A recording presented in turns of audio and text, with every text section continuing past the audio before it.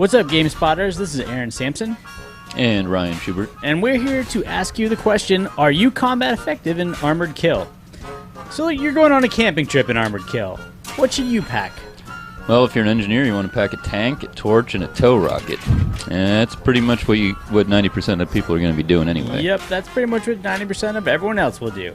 Yeah, but enough about boring old stuffy engineers. What if you want to be support? Well, you could pack your mortar tube if you want to die horribly. Yep, if you want to die horribly. Whatever happened to that mortar tube? You could pack your C4, but let's be honest, ever since some lowly first class earned his proximity scan, that's been a little lackluster. Mm-hmm. Okay, I'm going to stop right there, because that's what I wrote in the script, but then I got in this morning with the quad bike. Okay, I'm not going to lie, C4 is still a lot of fun. Quad bike! Combat effective. Oh, and I put C4 on the scout helicopter just because I could. And oh, but it gets better. Watch this. Watch this. Oh, it survived. It survived. The chopper survived? Because there was somebody else in it. Oh, right. Of course. It was in regular core. Oh, come pick me up. You know, that is the tactic we don't talk about very often. Okay, back to the guide. You can also hand over your ammo to a javelineer. Yeah, but have you ever heard of something called smoke? Yeah, the IR smoke. I guess pretty much makes the javelin useless. You could hand your ammo over to somebody with an igloo, which is probably a bit more effective. That would be more helpful. Unless, of course, it's just tank superiority. But no, if you're not going to be engineer, I'd say roll as Recon. Yeah, the Recon finally has a shot here. But you know, life can be tough for Recon. So we set out to answer some popular questions you might have about this class, like, can tanks spot you more easily with higher powered scopes? What should you wear to hide from the gunship? How do you destroy enemy SOFLAMs and spawn beacons? And don't forget to pack your maintenance unlock because, hey, Recons have their tank licenses too. Yeah, that maintenance unlock is super important. Like, if you take a hit from a tow missile and go down to 48 health, in about 20 seconds if you take cover, your tank will have full health again instead of burning horribly to death. The first question that we asked ourselves is, there's a lot of armor around and you really don't want to get their attention, so what power scope should I bring out with me on the battlefield? Right now, we're under the impression that depending on the power of the scope, scope glint is increased. Yeah, more glint, higher power scope. So right now we're looking, the gentleman on the rocks has a 12 times scope. The gentleman up on the crane has a 12 times scope. So we started with that and worked our way down. Yeah, and look at that. You just stand out so much more on the dark background. But yeah, it really... It's sort of not surprising, but look how hard it is to see up there. That's a 12 times scope against sky. It really seems like the background is what matters more than anything. And also when you stood up, the scope became a lot more apparent. It definitely also seemed like there was something to do with prone. So we went ahead and took it down one notch to the 8 times scope. Yeah, let's go down to 8 times. I couldn't even see you on the crane there when I wasn't scoped in, but you can still clearly see my 12 times. Yeah, you're prone. Looks about the same, doesn't it? Yeah, I didn't really notice the difference. I mean, as you can see when you're not scoped in, you're pretty invisible up there. Especially if you're prone. But you know, I honestly didn't notice much of a difference between the 12 and the 8. I didn't either. I was expecting, there was a lot of talk, on the forums for a while that it made a difference, but I can't see it. Let's go down to 7. So there's your 12X still shining like a flashlight. Bright, shiny beacon of brightness.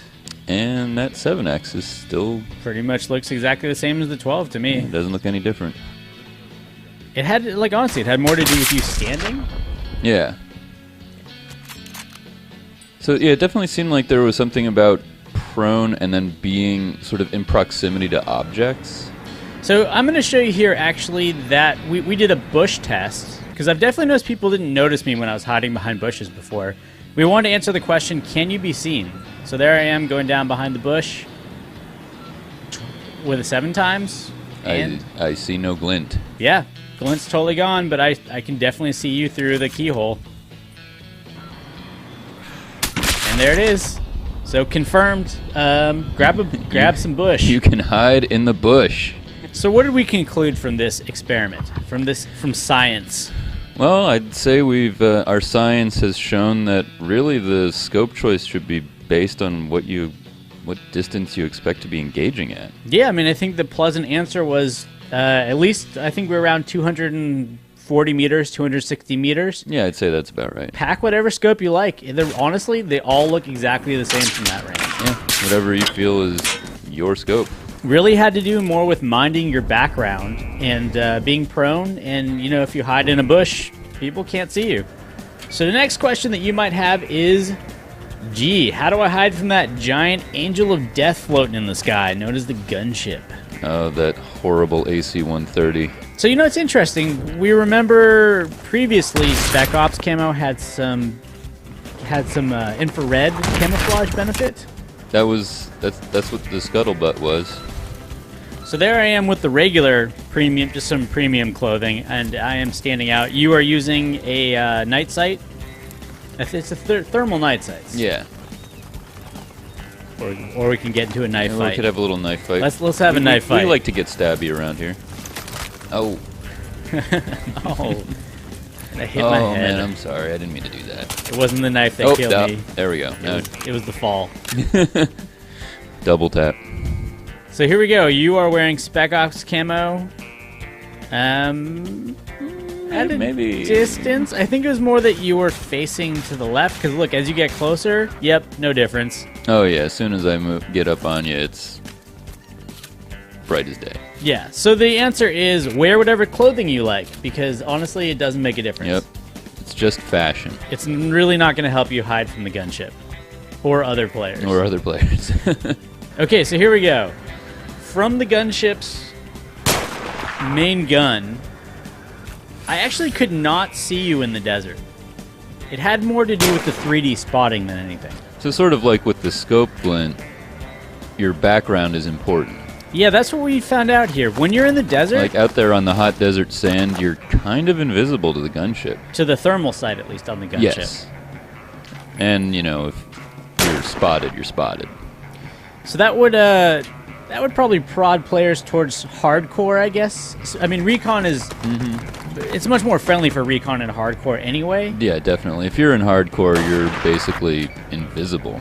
Unless you're doing like I'm doing there, taking pot shots at the plane. But I mean, that's the only reason that I knew where you were, is because you were shooting at me. Honestly, I couldn't see you, even on just the regular visual scope.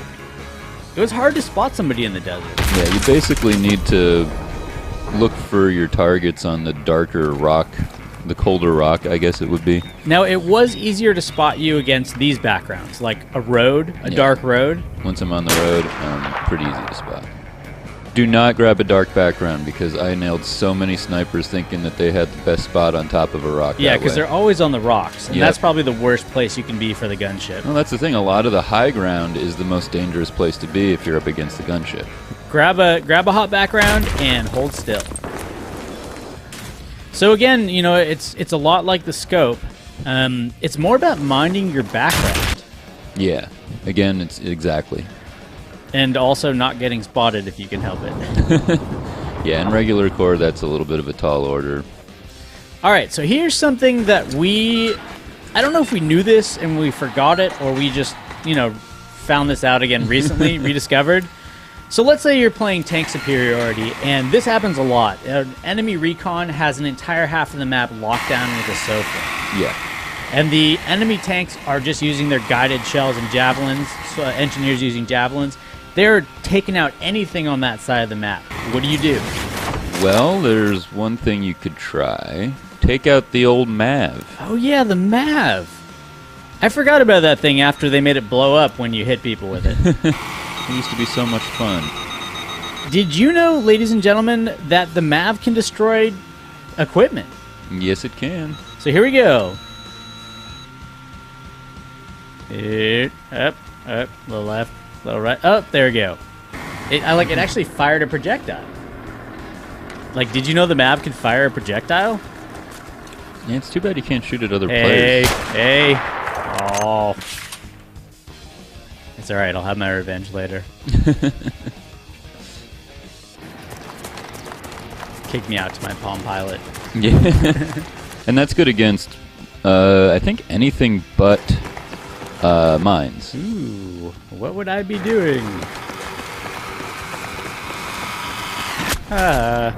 You bastard. But we did confirm, actually, that patch is still in effect. It still destroys your map now. Yeah, sometimes it can take more than one hit, though. So here we go. We took this into an actual round of tank superiority to test out what we had done on a private server.